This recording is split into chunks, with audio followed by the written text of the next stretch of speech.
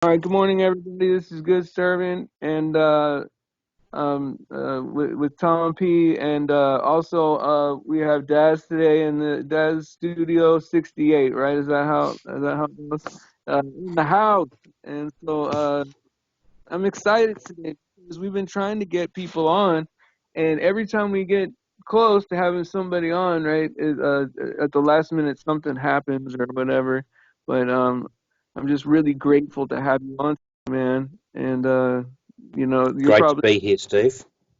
you're probably in your nice little calm nighttime mood. You know what I mean? We're in our morning coffee type. So let's see how this goes. So. I got one question for you, Daz. How are you Yeah, able to sure. walk? How are you able to walk upside down there, down under? Well, I put rocks in my shoes. Keeping you stuck With to the some, ball? yeah, lead shoes, I think. Yeah, but I think Australia is actually on the top, Ah, and everyone else is on the bottom. okay. Mm. So what are you seeing going on around there by you right now? In Australia, Yeah. well, they're really locking us right down. Um, we had the premier of the state that I'm in, Victoria, saying that think about if you go out unnecessarily and the lives that you might risk. Mm. So it's like if you go out, you're going to kill people, which is a That's how bit, the New York. Oh, I'm bit sorry. extreme. Yeah. Go for it. No, our New York governor was saying the same thing. I think it was yesterday. The governor over New York. He goes, if you go outside, you're putting my life at risk, is what he said. Right. Yeah, it's like, Um, okay. the link that Nathan Oakley posted the other day with the Australian guy with the beard, the bald guy, talking about the virus. I think, and Paige also Yes. mirrored that. Um, so yeah, I encourage people to have a look at that because that sort of he sort of lays it out pretty clear. But as I was thinking yesterday, it's like, well, AIDS is a virus, and you can't catch AIDS from someone sneezing on you, can you? No. Correct. So it's you can't catch a virus. It's something that happens, you know, in the body as a response to detoxing.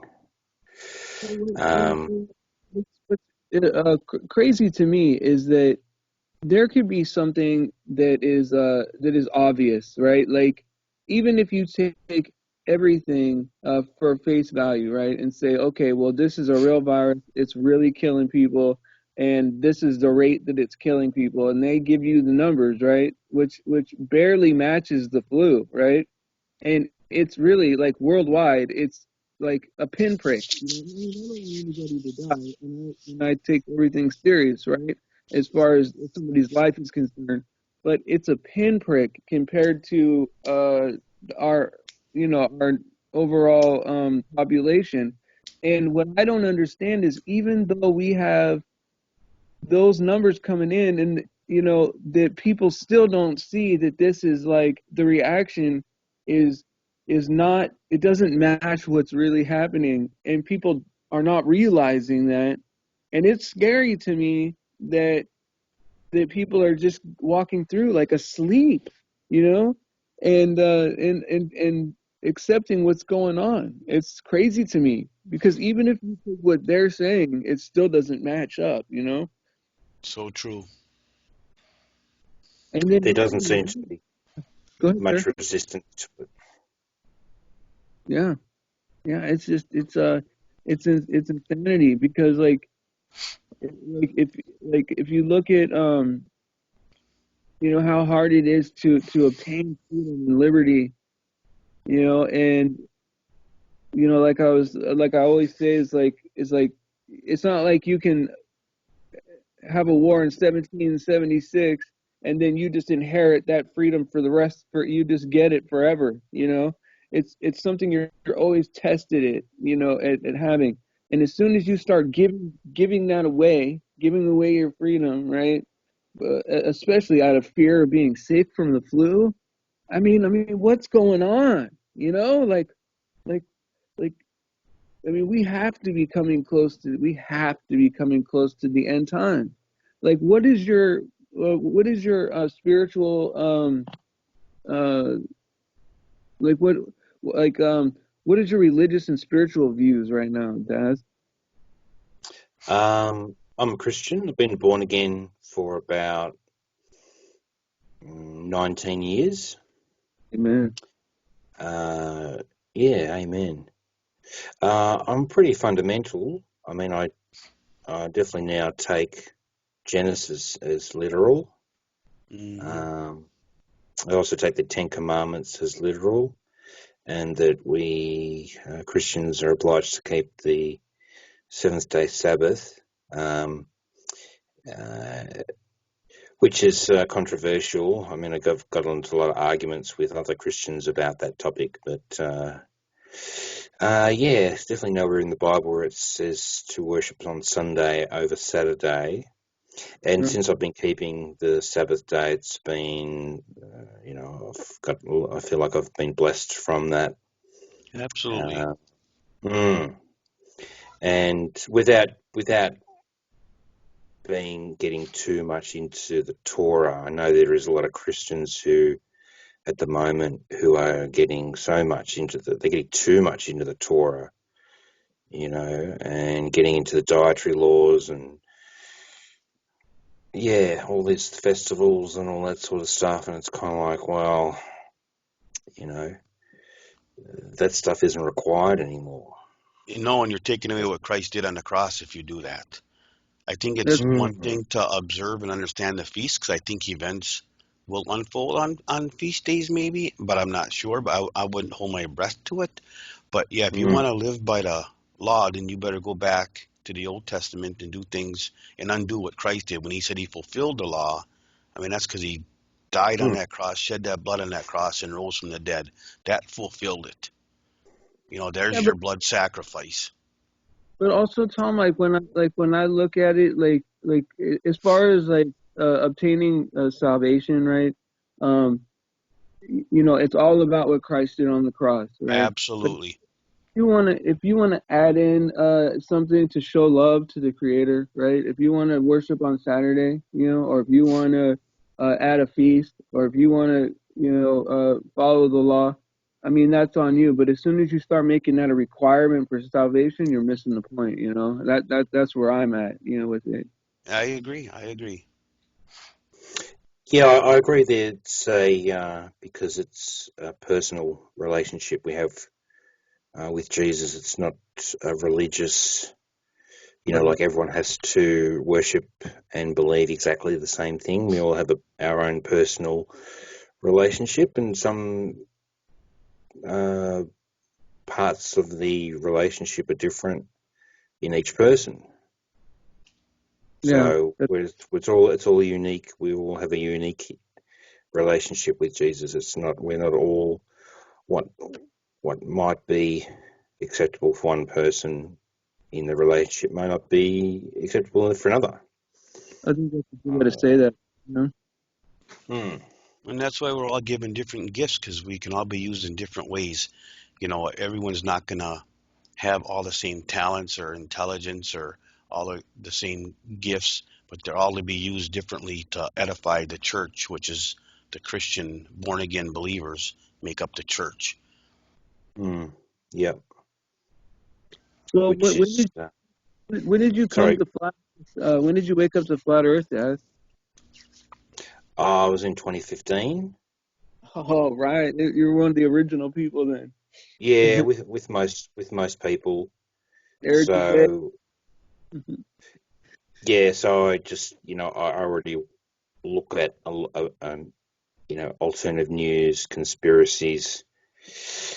Anyway, I mean, I was into some things that people might think were weirder than flat Earth. You know, Mhm. um, reptilians and all that sort of stuff.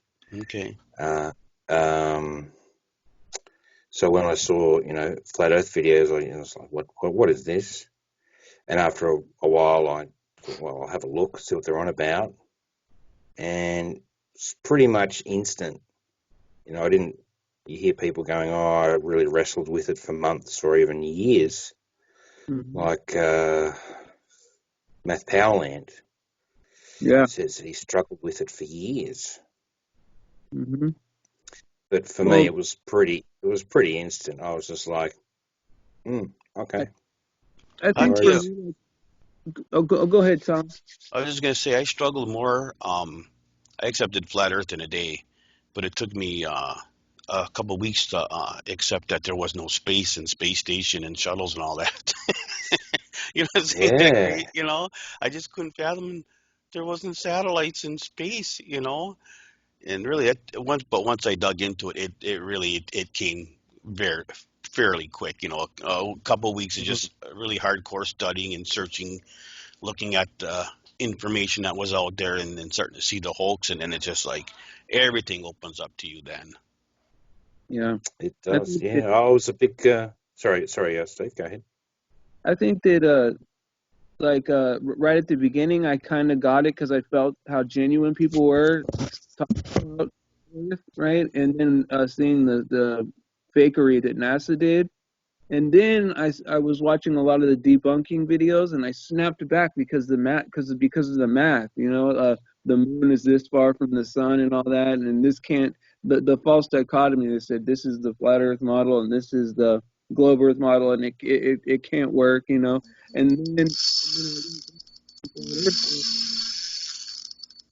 went through like every went through every single um, aspect of it, and I get it. Flat Earth was the truth, but it took me a year to say it with my mouth, like, okay, I think the earth is flat, to another person, I think that's what, like, it really held me back. Like, I had to be 100% sure, but I was really sure the whole time. Was there anything you were sus on before you became a flat earther? Was there something that you kind of thought, this kind of doesn't add up? That was kind of sticking in your mind. That because I feel No, like that there's all these clues along the way. That's why I kind of accepted it pretty much straight away because I subconsciously, that the model that we're given is it doesn't add up. You know. yeah, I mean, I don't think that I never really questioned anything. I was one of those people that never really thought about it. I never looked at the sky. I never really looked at the moon. I didn't know we only saw one face of the moon until I started looking into flat Earth. I thought that thing spun around. Mm. I didn't, you know, I had no idea what the moon phases were, or I just was never interested in looking at the sky. I don't know why. And then I was like, look, because I knew I was in the military during 9/11, and I knew that didn't kind of add up, but I didn't really understand that until about 2007. Knew that, Mm. okay, this didn't happen the way they said it happened, but then I left it alone. And then years later, right, I went to it, and I'm like, yeah, man, it's like incontrovertible. 9/11 didn't happen the way they said. And then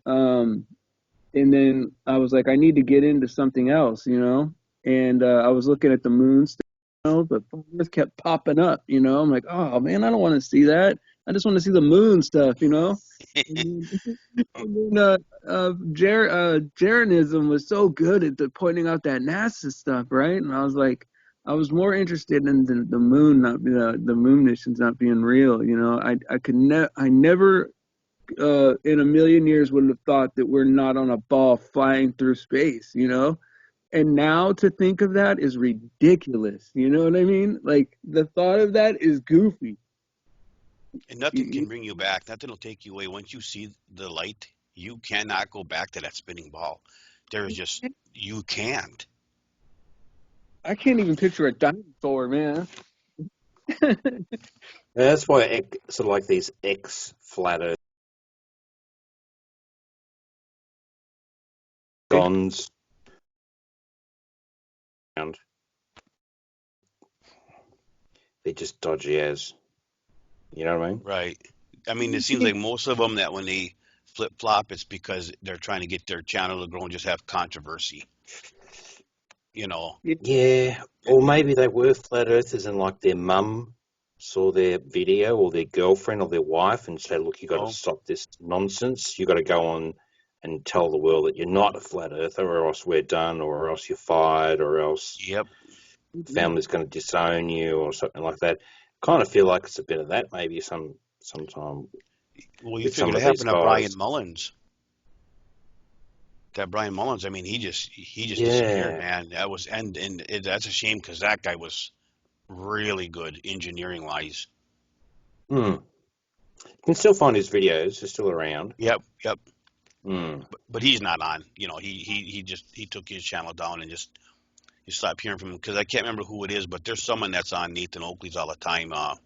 Maybe Jim Panda, one of them guys actually called Brian Mullins. Oh, it was But George Net Nuke or whatever. okay, one, yeah, I Yeah, knew it was one. that was Yeah. George. Yeah. What So I don't you've got think people that like person sorry, Steve.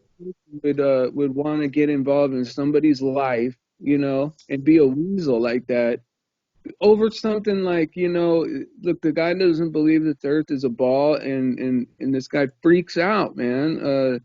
Why would somebody act like that? What gets me is how dishonest they are. Like, like we'll come up with an image, right? That I mean, it like say the black swan, right? And it's incontrovertible. This is what it is. It can't be a sphere, right? And they'll come up with this. Oh well, it's refraction, the light. There's three horizons. All this crap, right? And they'll believe that lie, right? And they'll say, okay, well, we got that all explained, so, you really have no evidence, no evidence. I'm so sick of hearing that from people. You still don't have any evidence. There's evidence all over the place, man. If you put it all together, none of it makes sense, right? This ball thing, like if you came to me and told me that the earth was a ball and I'm a grown man, shoot, we might have ended up in a fight. Like, like I don't even joke about physical fights, you know what I mean? But that could happen. You tell me we're standing upside down and and then you picture Earth, right? Okay, Earth is a rock flying through space. Well, it's worse than that because it's 70% water. So now you're telling me it's a water ball with some Earth crust flying through a vacuum with air stuck to it? Man, you better get out of here with that, man.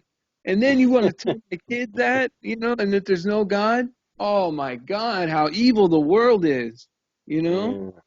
And it shows you when you do see how big of a lie in deception this has been. I mean, you see how just how global it really became and how easy it was when you look at just what saying people are go stay in your house and don't go to work. You figure 90% of the world did that just because they were told to. I mean, it's unreal how easy it is for them to just control the masses. I mean, it's mind numbing. Because they tell us when we're kids, you know what I mean? Like, oh yeah, Exactly. he sticks you to the ball, and you just never question that mechanism. But what I don't understand is that people that study this stuff, they go into space and they go into astrophysics and they go into astronomy, and they're learning, right? Why on their way of studying this stuff, don't they say, hey, this doesn't add up? Instead, it's like they want to do their little part to add to the lie, because that's how you get famous. Like, oh yeah, this new theory of how we stick to the ball. It's crazy. It's almost like they know it's a lie. Most of But I think a lot more know it's a lie than don't. But when you're looking well, at $200,000 a year, full benefits in 10 year and retire in 20 years, and living off of other people's uh, sweat, you know what I mean? yeah, That's how men are. It's unreal. and People it's just like all don't want. it's like all scientists are probably government scientists. Like you don't see like a lot of like there's no like shop where there's like a scientist that works independently or something. But if Like, you were a college professor and you taught flat Earth or gravity didn't exist, you'd be fired. oh yeah, yeah, yeah, they throw you on your butt. Yeah. Yeah, that's so crazy, man. Like what I don't understand is the water part. Like why didn't I ever question that? Like in my mind, I can conceptualize like, okay, every single molecule is being pulled to the center, right? To the center of the ball. That makes sense to me, because it would hold, right? But then you got to add in, well, why is there waves and why is, oh, I guess they say the moon causes it, right? But like, I don't understand how the water would hold a curve like the water because it doesn't have bonds, right? Loose bonds, I guess. And so like how would water stay in a hump, like say between California and Hawaii there's like a hump that's got to be like a few miles high, you know I don't know why I never questioned that. Hey, Daz, Yeah. Yeah. are you the guy that has some relatives that work in Hollywood? No, that's Bates, man. Oh, okay, okay. Sorry about that. I was at Bates, is it? Okay. Yeah. Well, he said he has a brother that works in Hollywood. He wants to tell his story or something like that, and I wanted to hear him. I wanted to get him on, but I think I pressured him too much. Like, hey, email me, man, email me. We want to get you on. And I think I bugged him too much, and now I don't know. I think he told Tom that he can't come on, but I was so excited, to hear that Oh, it's because all I was. right. You can only ask, and it's up to the person, I suppose. Right. But Hmm. having people come on like you're well known out there too, Daz. So people see you come on. Steve and I are here not to ridicule or get anybody on here to try to set them up. We want people to come on, voice their opinion. People who are seeking truth, want to help lead people to Christ. I mean, that's what we're all about. And if there's anything that's ever said that like you or me or Steve don't want in our conversation, we edit it out. We don't want to put anything out there um, causing conflict. We just want to get as much truth out as we can, give people something to listen to that, hopefully it brings them some peace and comfort, brings them to Christ. I mean, and that's what we're all about. So Yeah, I hopefully you appreciate. coming Yeah, on will bring appreciate that. others on, Daz. I guess the point I was making. Yeah. Hopefully, but yeah, I've been listening the last few nights, and it's been a really good listen. Yeah. So well done, guys. Well, Well, thank you. what I didn't expect is how good Tom would be. Like I didn't expect because like I usually try to like control the energy, but like Tom is so good, man. He's so talented. And so like I'm like, wow, this is like some kind of miracle that it's working out as good as it is, or we're just super blessed or I don't know, like, I normally things don't work out this well when you start something. Usually there's some bumps and bruises along the way. Lots of But, positive feedback though from us, Mm. so and it's a team thing, and everyone that's the few guests that come on have been just phenomenal, and so I really, well, really do appreciate you coming on here, Daz. Huge to me. Oh, it's my pleasure, Tom. Yeah. yeah, because like as a church community, we're like, this is what we got, man. We got each other. Like there's some conversations we can have with each other that might be a little sketch or whatever. Like we go a little deeper into the truth stuff, right? That we could never like, talk to our loved ones like that, or to try to explore or learn other stuff, right? It's like, especially our loved ones, which was what I don't understand is like why we can't get them to see stuff that we can actually like, prove. Why Mm. does he care about or is hungry for the truth? I'm so hungry for it. But I don't So yeah, know. it's good to have a bunch of people who are on the same wavelength, kind of thing, who are in the same mindset as you. You know. Uh, How are people like handling the lockdown over there? And then, like, when you do go to the store, how are the stores like the stocks? The supplies. Can you explain a little bit about that it's, down? it's not. Yeah, it's not too bad. I mean, there's still. I mean, like there's a lot of canned food is gone. Um, some medical supplies, flour and rice and stuff like that. Toilet paper, obviously. Um, But it hasn't been too bad. Most people are just sort of going about their day pretty quietly. You see some people in masks, and it's all pretty. Well, it's just surreal. I think everyone's just kind of in a bit of a daze as well. Right. Um, but it reminds me of 9/11 a little bit too much, where it's just in your face, all over the news, and things aren't adding up, and so it's like a building 7 virus or something. I mean, it just doesn't make sense. Well, not only that, but like after 9/11, at least like we were all like united and hey, we're Americans or whatever, or we're like high fiving and hugging and stuff. Now with this social distancing, it's like a new element added to it. It's like now we're going through this and there's a shutdown, but you got to be 6 feet from another person. You can't share this moment with anybody, and almost like Mm. 11 times 10, was more evilness added to it.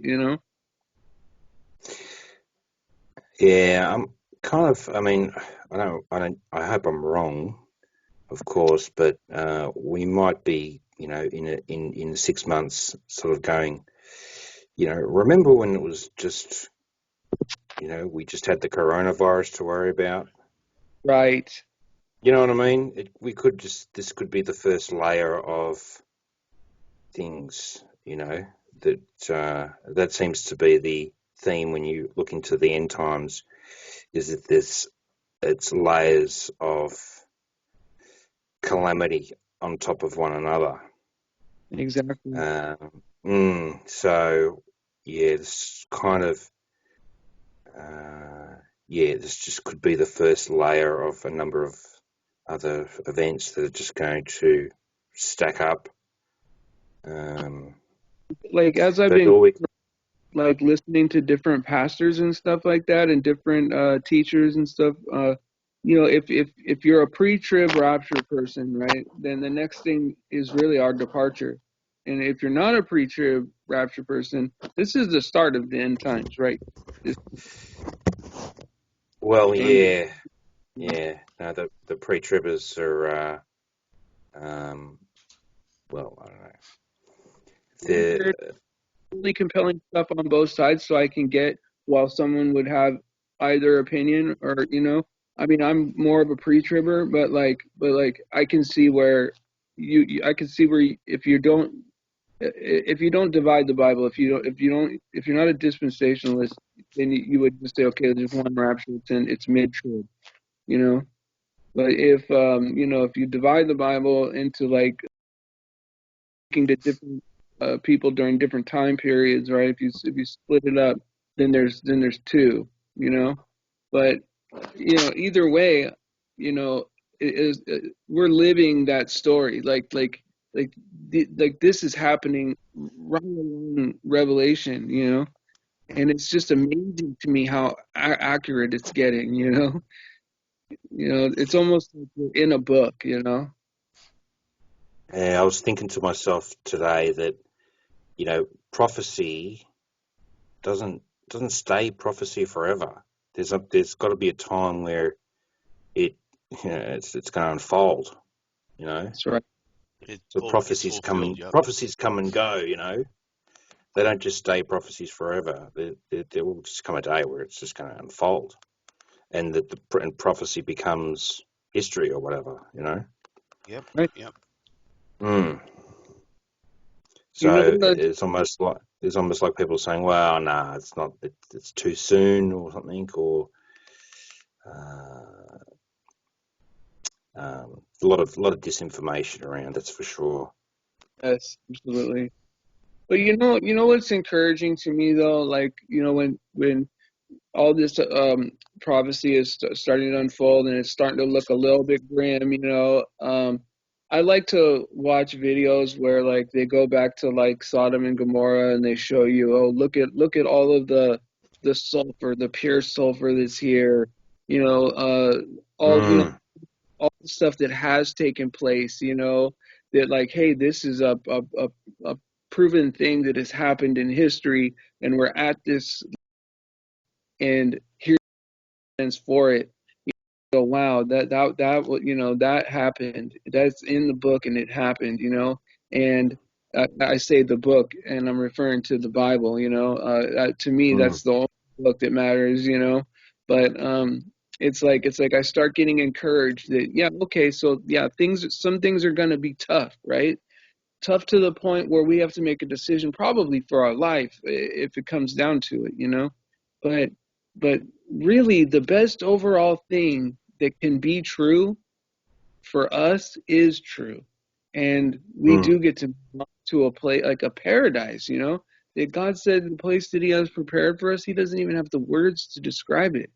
I mean, if God doesn't have the words to describe how good it's going to be, then I can't wait to get there. And if the end times are here and it's going to be hard, I just want to go through it as quickly as possible. I mean, that's how I feel about it. Yeah, no one wants to be around for a long time during that time. It's going to be bad, bad. well, yeah, I don't. I'm sort of more like, bring it on. I want to be tested. I want to be. I don't want to be caught off guard. Right. But I mean, the tribulation refers to Christian tribulation. So for me, it doesn't make sense that he would take us away from something that is specifically for us to test us. Um, but yeah, there's going to be a lot of people who are going to be like, well, no, I need to eat, I need to work, and I need to take the bark, the Yeah, tattoo, yeah, whatever it's going to be. yeah. Ain't happening. Mm. That's not happening. Let me round this out, and then we'll go ahead over to Arwen's. But I just want to say thank you so much, Daz, for coming on, man. And I think I want to have more episodes where we have people on, especially our friends that hang out in these chat rooms, because Mm. here every day. This is really how we get around, because a lot of us are shut-ins or whatever, or don't have a lot of truthers to talk to or whatever. And so I think that it's good for us to remain a tight-knit community. You know what I mean? So, I don't know. Do you guys have any final thoughts or anything? Just keep watching, keep looking up, man. Our Redeemer's coming. Oh, I'm so grateful that you came on, Daz. I really am. Absolutely. Um, no, I can't thank you enough, because that's really what makes the show. Because I mean, you can only talk about so much stuff, right? Before you got to start, bringing it to like, well, how do your friends and loved ones feel about this stuff, and who's taking it seriously? So I'm gonna go ahead and read this prayer for anybody that's not saved, um, that wants to be saved. I'm gonna go ahead and read this prayer. This was on mine and Tom's heart from kind of the beginning of starting the show, and so I'm gonna go ahead and read this off for anybody who wants to be saved. Dear Heavenly Father, I turn to you today. I repent of all my sins. I believe that your Son, Jesus Christ, died on the cross for my sins and was resurrected to life on the third day, and forevermore he lives. Father, I ask you to baptize me with the Holy Spirit right now. Change my heart and renew my spirit. I invite you, Jesus, to enter my heart. Change me, save me, and be the Lord of my life. Right now, in your mighty name, I pray. Amen. Well, God bless, Amen, brother. Daz, and All right. God bless, and I'll see you over Thanks, there at Arwen. guys. Thanks, Yes. Steve. Hey, anytime you want to come back on, let us know if there's a topic you want to talk about or anything. And that goes for anytime. Yeah, everybody. sure. We'll do. I really appreciate you inviting me on, Steve. It's been great. Ah, outstanding. Look, All right. look forward to more Peace. episodes. Sure. Yes, Absolutely. yes, sir. All right. Peace. Peace. Peace, Yes, brothers. yes.